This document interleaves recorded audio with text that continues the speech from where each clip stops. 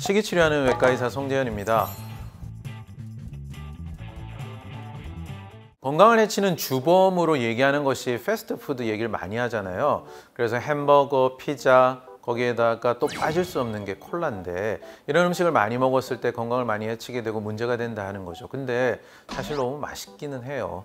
그래서 건강을 생각해서 햄버거를 먹고 싶지만 번을 제거한 수제버거라든지 피자의 그 빵 부분을 아주 얇게 해서 먹는 방법들을 택하는 분들도 있는데, 어쨌든 여기에 먹어야 되는 음료수, 이거를 커피로 대체해 보면 진짜 맛이 안 나죠. 또 다른 탄산수로 할 수는 있지만 뭔가 아쉬워요. 그래서 많이들 대체적으로 생각해 보는 게 제로콜라거든요.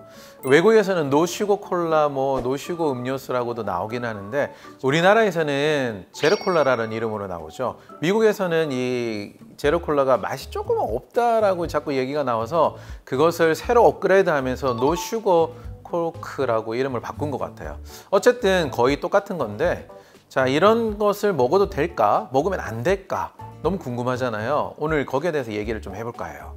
설탕이 들어있지 않는 제로콜라는 처음에는 칼로리가 거의 없다라는 뜻으로 제로콜라라고 했어요. 근데 칼로리가 전혀 없는 건 아니고 한 4에서 5% 정도의 칼로리가 들어있답니다. 그 이유는 이 설탕 대신에 설탕 맛을 낼 수 있는 인공 감미료로 대처한 거죠. 주로 많이 들어있는 게 아스팜탐이라는 거고요. 아세설팜이나 스크랄로스 같은 감미료들도 같이 들어있습니다. 한 가지 감미료만 쓰지 않고 여러 가지를 섞는 이유는 맛을 조금 더 설탕 맛에 가깝게 만들기 위해서죠.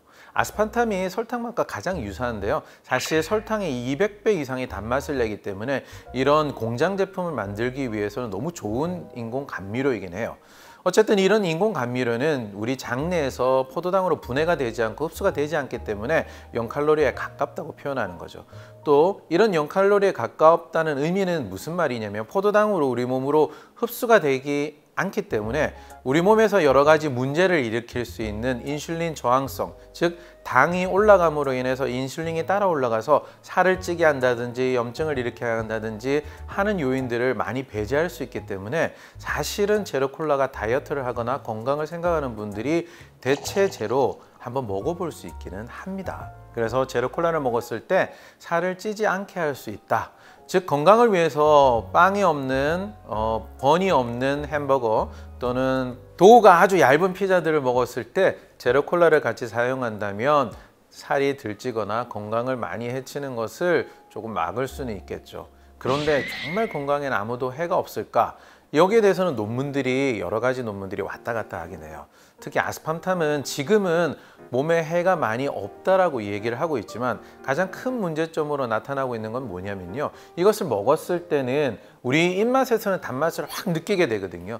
그러면 우리 몸에는 무언가가 들어오겠구나 하고 준비를 하고 있는데 아무것도 들어오는 것이 없다 보니까 그 다음 음식에 대해서 갈구함을 만들게 돼요. 즉 폭식을 조장할 수 있게 되는 거죠.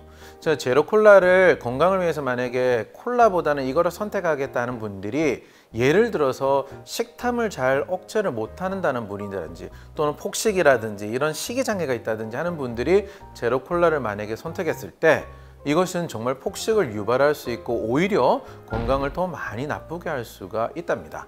그래서 그런 분들은 이런 제로콜라가 도움이 아니 되겠죠. 자, 그 다음에 또 논문이 나온 게 뭐냐면은, 제로콜라에 들어가 있는 이 스크랄로스가 있는데, 이 스크랄로스는 우리 몸의 대사 기능을 혼란을 줘서 오히려 지방을 축적할 수도 있다라고 하는 논문이 나오기도 했어요. 그러니까 제로콜라라고 무조건 안심할 수는 없다는 거죠. 자, 그러면은 패스트푸드 음식을 전혀 평생 안 먹고 살 수는 없잖아요. 그래서 건강을 위해서 많이 줄여서 먹기는 하지만 그때 이런 제로콜라를 같이 사용해 보는 것은 좋지만, 이 제로콜라가 다이어트에 방해가 되지 않는다, 건강에 그렇게 해가 되지 않을 수도 있다고 생각해서 자주 많이 드시는 것은 문제가 될 수도 있답니다. 또 하나 우리가 생각해야 될 게 뭐냐면 바로 식품 첨가물이에요.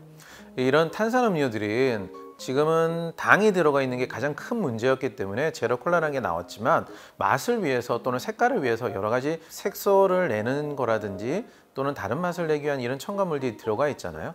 이런 첨가물들이 많이 우리의 체내에 들어온다는 것은 결코 건강이 좋지 않다고 생각해도 됩니다. 물론 그것을 먹는다고 당장 해가 될 만큼의 양은 아니라고 국가에서 다 인정들은 하고는 있어요. 하지만 이것이 계속 노출되고 또 다른 부분에서 더 노출이 된다면 우리 건강에 늘 이로울 수는 없는 거죠. 그래서 정말 한 번쯤 맛을 내고 한 번쯤 기분 좋게 햄버거를 먹는데 정말 콜라는 한 번쯤 먹어줘야 되는 거 아니야? 이렇게 생각할 때는 제로 콜라를 이용해 볼 수 있다고 생각하는 것이 제가 권장하고 추천하는 음료는 아닙니다.